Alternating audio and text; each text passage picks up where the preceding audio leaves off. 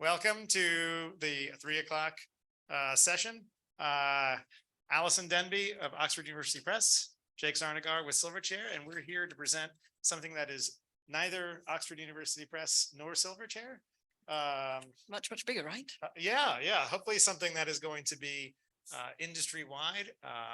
And we've created a kind of pilot program that we'd like to share with you today and hopefully generate some interest from really all publishers. So whether you're a society publisher, commercial publisher, open access publisher, hybrid publisher, etc., we think there's something in this new initiative for you. So let us explain what exactly this is, because no one will have known what this is ahead of time, because we haven't told anyone what this is yet ahead of time. So I wanted to kind of start with a little background about why we started to put this together, and thinking about how we report the value that publishers bring to the market. We're very good at kind of reporting, and we have been, to our paying customers, the value that we're bringing them. So when librarians were primarily the paying customer, we developed Counter as a way to make sure that we were delivering standardized reporting back to those libraries so they could see, how much usage the content that they were paying for was generating in their institution. And I kind of call this one-to-one reporting, right? Because you have one aspect of reporting, you're basically reporting on usage, you're also reporting on sessions and a few other things. And I know Counter has been adding some components, but it's basically a one value report. How much usage is this content getting? And you're reporting it to one stakeholder, right? The subscriber or the librarian. And we've been working this system now for 2 decades. It served that model well. But we're seeing a different system emerge now as our landscape changes. So one-to-one doesn't really work as well anymore, because now we have more memos with lots of different names in front of them. There's more business models, not just a subscription model. Of course, there's more things to measure than just reads and downloads when you think about what the impact research is having in the world. And of course, we have new stakeholders, and we have new paying stakeholders in the ecosystem, right? So open access, of course, brings up new groups that are directly paying for research to be published. So of course, funders, authors, governments, research institutions, etc., have joined. And we also are seeing more places where this content's being published. So of course, we do have the traditional journal and version of record of the journal, but we're also seeing this content show up ahead of time in preprint servers. We're seeing it being mirrored or deposited in other aggregators. So you're seeing multiple copies now across the web of your articles as well, much more than we did in the past, I would say. So our thesis is that the one-to-one reporting model of that kind of counter and directly to one stakeholder doesn't work anymore. And we actually need a new model to report the value of publishing and publishers to the market. But the one thing that hasn't changed is that people who pay for things want to understand what they're getting for the money, right? So obviously librarians had this down to a science where they would be calculating paid per downloads and other metrics across their portfolio to understand what value they were getting from each publisher. But we're now seeing more funders and other folks who are also looking to calculate the value of what am I getting for this APC or this sponsorship or this diamond access sponsorship for this journal. And they want to know more about if they're getting good value for that spend to the publishers that they're spending it with. So this is the big idea that we came up with, and that is we really need a new platform that is industry-wide where we can kind of bridge that gap from one-to-one and actually do reporting from all of us to all of our stakeholders in one standardized, consolidated location. So gathering all of that information, which the publishers hold already, your usage information, of course, which articles you're producing, who they're being funded by, the funding that's going behind them, and bringing them all together in one community platform that is developed together as a group to do this reporting out to all of those stakeholders. Of course, there's alternatives to that, which is we each do this ourselves. And that comes from either each publisher doing their own thing on how they start reporting this back to agencies, or the agencies themselves assembling their own ways of trying to assemble this content. But all of those ways are very kind of duplicative, wasteful. They'd be kind of a little bit of a Wild West, so to speak, if everyone decided to try a different method.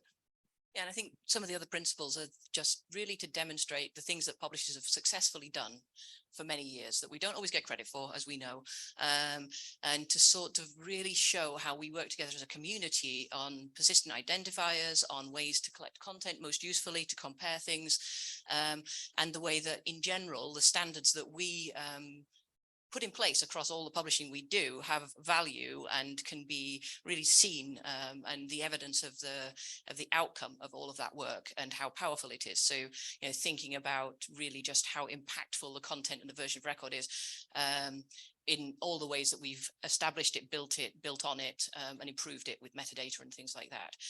So it's really trying to put that front and center. And I think the other principle is to sort of make sure that we really try to get the very best version and singular version as the one that people are linking to, referring to, and for research integrity ideas as well. So this is a way to collect the data about all of the content that we're publishing, show how impactful it is to the people who are paying for it, but also exploit and really demonstrate the power of the work of publishers in a way that isn't often appreciated. So instead of being a little bit defensive, as many of us feel often in our role with some of the influence from funders and the new mandates, going ahead of them and saying, look, but we can show why you should be working with us, and we can show the value of different types of content published in different ways and in a very much market rate world. So there are going to be different versions out there. We accept that, and we think that's a positive thing. People will help to deliver on these memos in different ways. But also there are different types of journals and different price points within our market that we want to preserve really freedom of choice for the community to pay for what they want and what they get. So to understand the value of maybe publishing a null result. You're not necessarily going to pay a lot for a lot of intervention on that, whereas some of your very best papers, it's worth paying for that intervention. We want to show the difference in those things. Null results are really useful to build on research. We want them out there, but this sort of differential pricing that we have always worked within in a free market economy. So to try to underpin all of that while we demonstrate what we're doing to the people who are paying for our services effectively. So great, thank you for the publisher perspective there. So this is a lot of text, and I apologize. I said I was going to have one slide that has too much text on it, and this is the one. But I wanted to kind of talk a bit about why we're doing this now. And I think the real catalyst would be the Nelson memo. I think that's certainly what got this conversation started between us. And we also have been hearing that, and actually heard a presentation, if anyone went to Researcher and Reader, about funders starting to try to assemble their own assessment of what is happening with the articles they're funding and how much impact they're making. And they're basically almost reinventing the wheel of, we're trying to gather all this information from multiple publishers. The agency that, I won't say their name, but the agency that spoke there had assembled a team of like 10 to 12 people. They were gathering data. I mean, it was quite an endeavor that they were spending. And now think about all the agencies and all the funders that are out there. They all can't afford to do that. So it's one of our jobs as publishers where we can, if we have this data, to help them get it and understand it. And again, because we do believe it proves the case that publishers are creating value and driving impact. So there is a concept that we don't actually want to be on the tail end of funders doing their own thing and then coming to us and each demanding something different from each publisher. That way it gets very expensive for each publisher. The second piece is that we really do think that we came together as an industry to standardize counting web traffic with Counter. I don't know if any of you guys remember what it was like before that, but you could just make up web traffic numbers. I'm not kidding. It was across the entire web. I think there was whole companies that were based off of kind of fudgy numbers. But Counter was great because it brought everyone to the same standard of what is a read, what is a download, so librarians can compare things fairly. And we're looking at ways to use standards to bring together that same type of fair accounting in mass so that we are on a level playing field with each other as far as how much impact these articles are having or the publisher is making happen. And of course, I think the big idea here is the reduction of duplication. So it is our theory that I believe is going to come true, that we're all going to have to deliver this information to funders in the very near future. We're all going to be asked, what am I getting for the dollars that I'm paying with you, whether it's through an APC or through any other model, any other funding model. But we will need to justify and show the value that the publishers are delivering. So kind of doing this as an industry is a way to spread those costs and to bring everyone along together without having to all tackle this separately. Okay. And we should, by the way, we should learn something from this, because we don't actually know what works all the way, right? We need to actually see what models work, what publishing venues are really reaching the audiences and which aren't. So we need to understand that so that we can adjust as a whole industry and as funders to make sure the money is efficiently moving science forward. And so there's not just why now, there's why us. And Alison, maybe you want to jump in here and start with OUP? Yeah, I mean, with OUP, we were sort of just thinking, how do we help to show impact? And for us, it will be funders, but anybody who pays to publish content with us is the ideal objective. So as an individual author, as an institution, whoever's paying now in that publish pot rather than the read pot. And then we were just looking at all the infrastructure that we already have with Silverchair and how that works very well and in an interconnected nature, at least across the Silverchair clients as a starting point, but actually beyond that. And the fact that pretty much most of the information that we need is already available. The platform is pretty much an add-on and an extension of the type of work we really do. Silverchair is investing in new areas and has the ability to invest. So we're like, okay, could you build something? What would it look like? How long would it take? Can we have it? And actually it was, can we have it tomorrow, I think, rather than how long it would take. So we've been trying to push this forward quickly and efficiently using resources available to us and skills already within our community. So we think, I mean, we were just sort of pushing this from one end of the spectrum to try and demonstrate how important we are really. And for us, 300 odd societies, how impactful that content is, because it really is impactful, a lot of what we're publishing. So that's something that personally we're trying to prove here. And I know that's the case for many people in this room. So yeah, we just said to Silverchair, well, could you do this? And they're like, yeah, we could do this. Let's take a look at it. I think reusing technology and platforms is obviously useful. I know we love to build new stuff as an industry. We love to have 10 new platforms come out every year, but this is a way for us to use tech and services and companies that are already in place that are kind of ready and able to gather this information and produce this. So how is this going to work? That was all background on kind of what we're thinking. We want to gather together this data and produce new reporting to new stakeholders.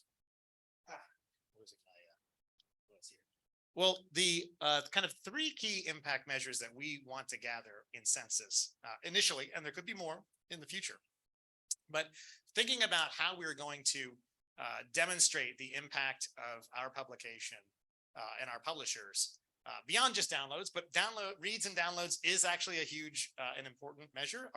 Is your content actually being read and downloaded, and by who? But we also have alternative metrics that are out there. So are you getting press releases? Are you getting other kind of publications that are out there? And I'll have you take over citations. I need a drink of water real fast. Yeah, and then the third element is citations. And I'll speak up on the sort of, this is what we're calling an MVP at this point, and I'll be chastised by Jake and all the technology people in the room forever, extending beyond that. But just thinking about what more we could do and the types of data that are really critical to our funders longer term. So, and I think another really good example of something that we've done across the community is starting to collect DEI data. Now, one of the objectives of the Nelson memo is to understand DEI and help to support more diversity in the content that they're funding. So there's other elements that we're sort of thinking around the edges that could be really powerful to enhance this. But the first, very, very simple, I mean, it really is simple, is just tell them the usage. They can get the altmetric stuff right now. They can get the citation stuff, not necessarily easily or in one place, add the usage, and they've got a fuller picture. And then we create that in a very easy to read, digest, and filter format. But it's quite a simple concept, really. And actually, the large agency that was talking about assembling this data, these were actually the three Yeah, key that's things exactly that what they they came to that independently of us. I was glad to see it. Yeah. And I think the other thing for us is that usage element.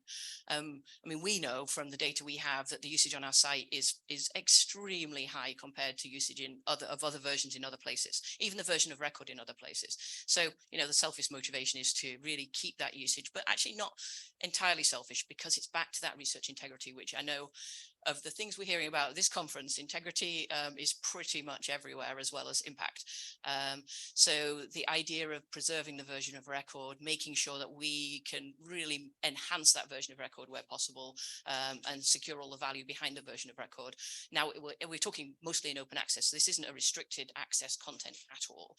So we don't really want the proliferation of multiple versions that we can't sustain or even really control.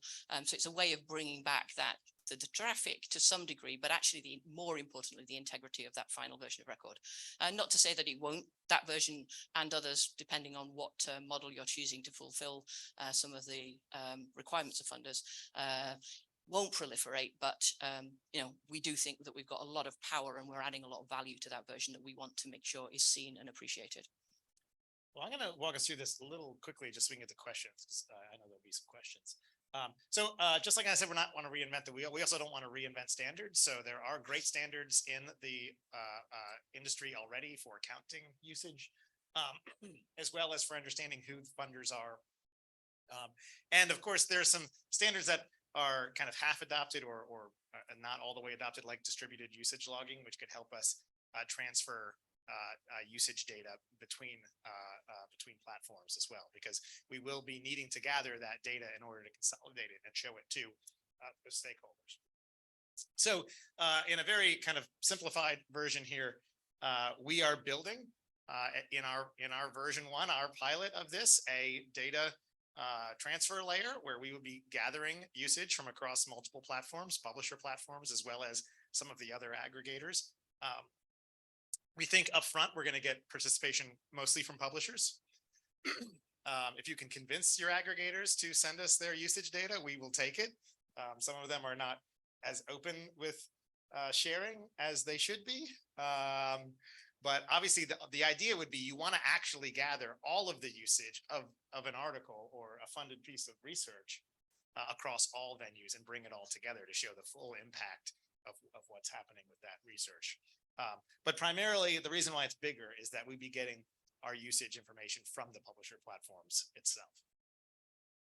And then from this data, we're building dashboards. And of course, the stakeholder that we really want to focus on initially is the funder. The original name of this was Funder Hub as we were developing it before we got a fancy branding exercise. So we're starting with how can we actually consolidate this data and deliver it in dashboards to funders where they can drill down into those that data, and they can kind of see how certain programs are performing, see how certain publishers are performing, see how certain venues are performing, and really drill in and see kind of the value they're getting across their publisher set. So this will be, the first version will be very funder stakeholder based. But we're not just looking at, you know, one new stakeholder here. We have multiple new stakeholders, right? Now authors are stakeholders, and they also need to see kind of what their publisher is delivering for them as well. Institutions are stakeholders as well as the publishers themselves. So we have a system now where we can build multiple dashboards on top of this data set that we're collecting. And then, as Alison mentioned, there are other impact measures to be had. We kind of hit the top 3 that we're focusing on in the first phase, but there are more measures that you can bring in. You can track this research further past the article publication event or the reading event into, is this being cited in policy papers? Is this being cited in patents? And you can bring that into the impact reporting. So if a funder wants to see their funding make its way all the way into innovation or the economy, they can see that in the future as well. But that's for the future. That's phase 2. Good. I was legally obligated to say that. So we've started. This is underway. We've been keeping it under wraps. This is kind of the coming out party for this project as far as publicly. But we have started this. We want to get this fast into the market to show what's possible with bringing content together and building this reporting dashboard for funders. And part of that is, again, to show folks that they don't have to go their own way. They don't have to have funders invest, probably millions of dollars to create teams that are going to gather this data. The publishers have this data. We can gather it for you and present it to you and show the value that we're bringing. So we've got a few partners that are starting with us here in 23 as the pilot, but then we're really looking to sign a lot of folks up to the program in starting in 24. This is obviously a platform that works best when it is fully subscribed, just like Crossref or just like Counter. If you get high participation, all the dashboards will have more information in it, more complete information in it. So we're really looking to have this be universal, rather than it's kind of like a proprietary thing for just a few publishers. So where are we today? What can you do if you're excited about this, which I hope you are? Well, the first thing is we're not trying to develop this in a silo where we know all the answers, because we know there are different needs across different style publishers and different style programs. So we've developed this community of practice, which is a group that is coming together where we can bounce ideas off of. Hey, what kind of dashboard elements would be appropriate or be best for you all? How can we get the data interchange going more smoothly? So if you'd like to join that community of practice as a talker or a listener or both, please do. We actually have I think we have a sign up. Stephanie, do we have a sign up for that on sensusimpact.com? I think I have that on the next slide. In the app. Oh, okay. Oh, we also have a poll for this session somewhere in the app. I don't know if you can go there, but it gives us an idea of like how are you thinking you'd like to participate in this? Are you definitely in, or should we contact you and give you more information? But please fill out that poll, or you can fill out the contact form at Census. So we are currently recruiting folks, and we have a very sparse informational page and sign up at sensusimpact.com, but it's a good way to get in touch with us, and we can talk more directly with you and share more information with you directly on that end. Alison, anything to add before we go to questions? No, I don't think so. I mean, I think the idea that this won't work unless we get a lot of people on board. This needs to have a really good overview for any funder for them to find it valuable. So they have to see a lot of data here. So I guess one of the questions that we're keen to explore is, why wouldn't you want to do something like this, as well as how can we do it better or can do more of it? So I think one of the elements of feedback is also the sort of the negative as well as the positive in terms of your thoughts on this. And what would really make this successful, I guess, is a question back to the audience. Yeah, let's open the floor. Any questions? Yes. Hi, two questions. One, what is the relationship with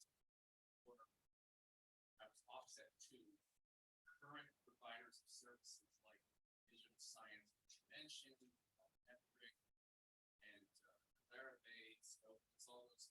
I mean, are you utilizing their work, or are you doing this in a proprietary way, set off from you?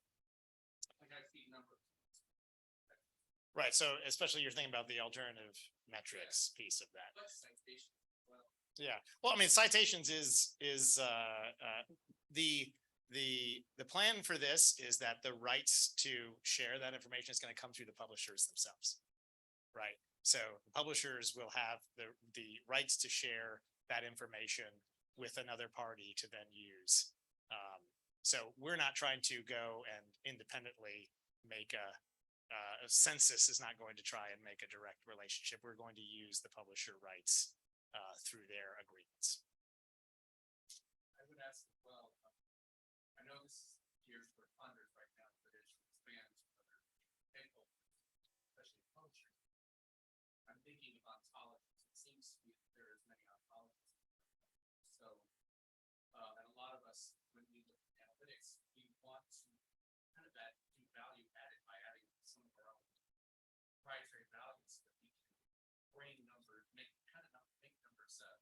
stand out in certain ways. Is there Mhm. anything you can help us with that in the future? Is it something you would be looking at down the road?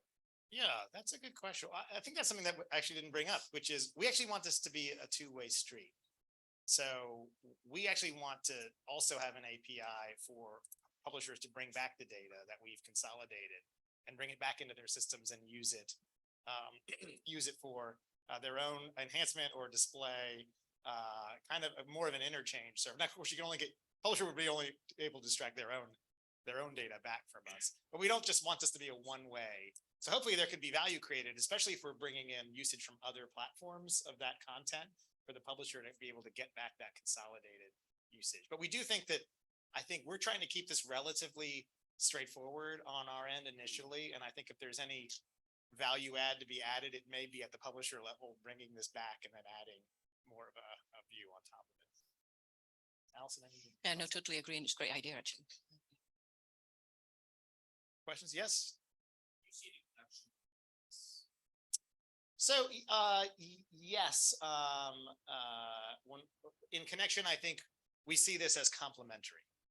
So Chorus is very focused on compliance, bringing together multiple publishers to report compliance to funders and create dashboards. And we're really thinking of impact or usage and value. So we do think that if you put those two together, compliance and impact, that you have a much, that's kind of a nice picture of what a publisher is, sorry, a funder is getting from the industry. They're getting this much compliance, they're getting this compliance, they're getting this impact for the dollars they spend. So right now, Chorus doesn't do impact, they don't do usage, and so this would be an addition. So we actually see us sitting side by side with Chorus very comfortably. Yeah, and we chatted with Chorus frequently to make sure that we weren't stepping on toes there. We want to be part of that same type of community effort. Yes, Paul?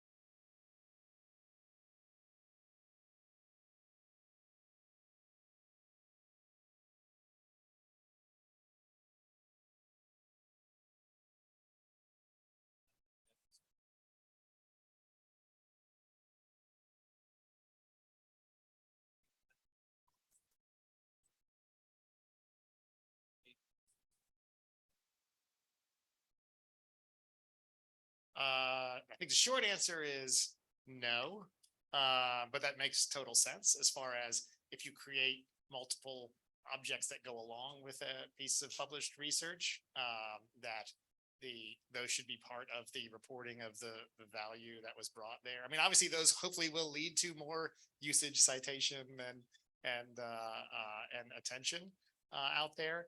But right now, I don't think we have a connection between.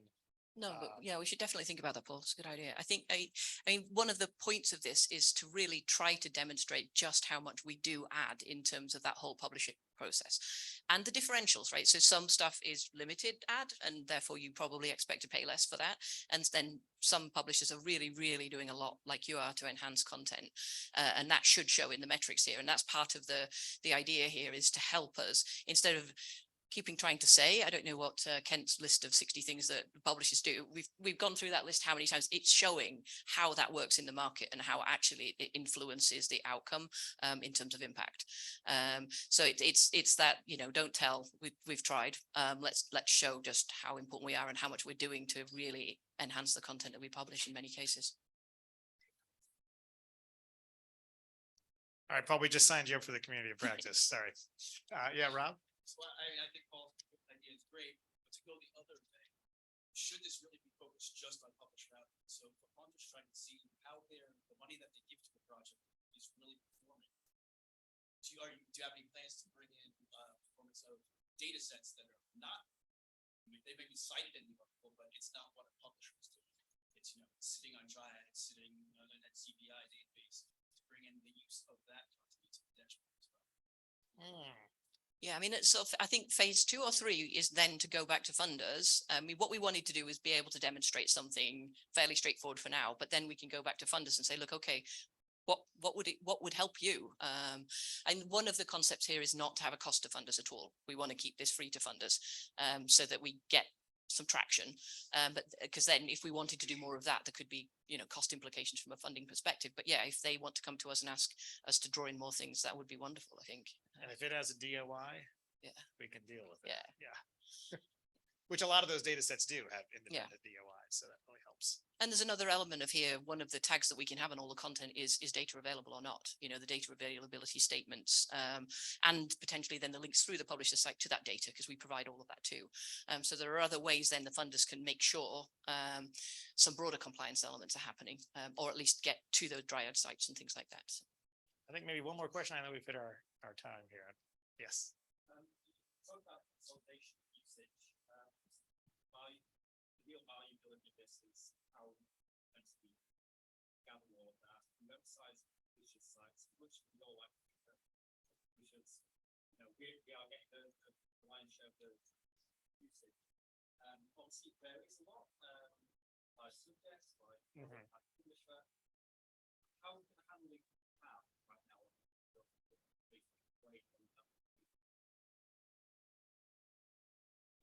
I didn't get the question. I definitely got the premise. So, how much appreciation do you have?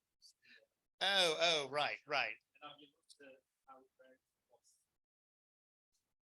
Yeah. Well, I mean, I think the important part here is this is voluntary participation. So, we can't go and force an aggregator to share data with us. We'd like the publishers to lean on folks who maybe so maybe if you're sharing content with ResearchGate, who's also, delivering a version to say, hey, as part of this agreement, you need to share the usage data with Census so that it can be brought together with my usage data. And sometimes they may be bigger or smaller than the publisher platform.